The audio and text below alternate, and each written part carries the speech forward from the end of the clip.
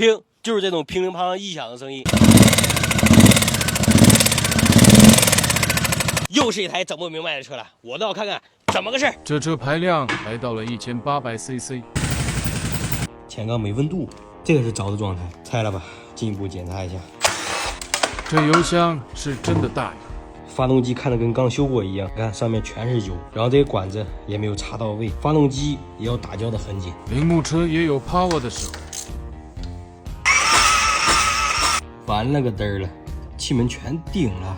你看它活塞上这个白花花的印记，4个全部都是，边缘是被顶的痕迹，白花花的。前缸气门全顶，发动机怎么就会坏呢？拆下来全部分解，看来得做大手术了，把这发动机给请下车，来个支撑点，吊机就位，顺利请下。它有4个火花塞，但只有2个缸，3200转就能爆发出高峰扭矩，起步就能窜。这前缸磨成啥样子了？导轨磨出来这么多的渣子，最要命的就是前面不上机油，你看把凸轮轴拉的。谁看谁心疼系列，车主的噩梦画面。凸轮轴瓦座严重磨损变形，凸轮轴、瓦盖、链板全部废了。继续揭秘，这是车本身故障还是骑坏的？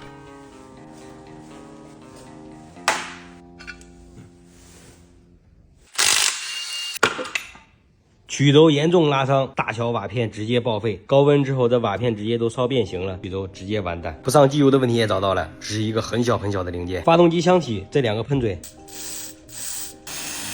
看着没啥问题，经过测试之后，后缸这个机油喷嘴是直通的，没有一点阻力。那为什么它会损坏呢？看这4个火花塞，之前在换火花塞的时候把这个螺纹搞坏了，直接索性追丝，弄了这么大一个火花塞进去，它追下来的那些铝屑残渣直接掉进发动机机油里面，机油泵把机油直接从这些管路输送到后缸这个喷嘴，喷嘴卡滞了，机油泄压，这儿喷的机油就比较多，然后又走到曲轴，曲轴来到了前缸这个喷嘴位置，前缸的压力也只能润滑到缸体的部分，所以说直接到达不了缸头这儿，就导致凸轮轴一直在于干磨的状态，正时链条拉不动，导致正时错钉气门，就酿成了这一堆的祸。正联系找配件时，朋友发来消息说装修差钱，急得上火，问我有没有办法。我推荐他试抖音钱包里的放音键，打开抖音，点我的钱包放音键，点击查看额度，最高可借30万，还有不定时的免息活动、返现活动，等资金到账还上就行。费了老劲，终于是在一个朋友那儿找到了这个发动机配件，现在已经到了，咱们看成色怎么样？咱俩一块开箱验货。第一个是配气缸头，看着不错；第2个是曲轴和连杆。这些配件的成色看起来是真不错，几乎没什么磨损，跟新的一样。曲轴也是转起来非常丝滑，以及它2个重要的喷油嘴也是了，没有任何问题。在清洗的过程中，发现这个活塞被气门这儿已经顶裂了，看这么大一个口子。这一次也准备了一个活塞，活塞也是没有任何问题，把它们全部清洗一下，立马开始组装。把整个机器配件泡进超声波内洗个澡。组装前，所有配件一一摆放整齐。这一次我要挑战用30分钟把这1000多零件全部给它组装到一起。来，计时开始。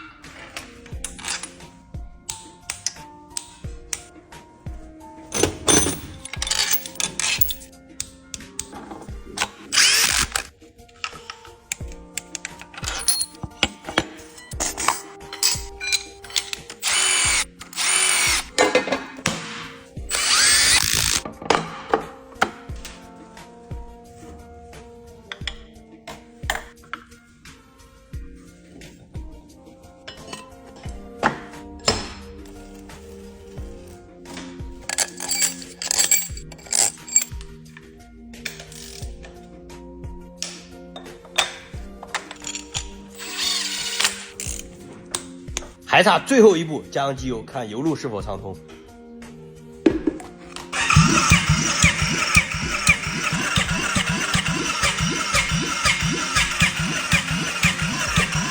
哎，机油像这样流出来才对，没问题了。发动机组装总共用时了45分钟，挑战失败。说实话，这个发动机组装起来还是有一点点复杂的。现在立马给它装到车上，启动。解铃还需系铃人，把发动机请回车架。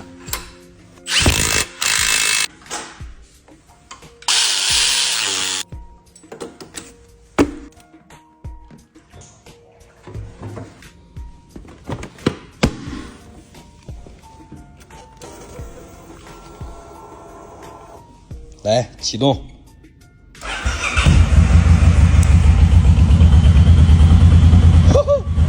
一把着车。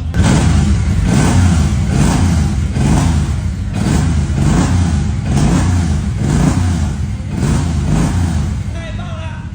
很暴躁啊，这才是铃木他该有样子，真是太帅了。走，一块试车，看看动力如何。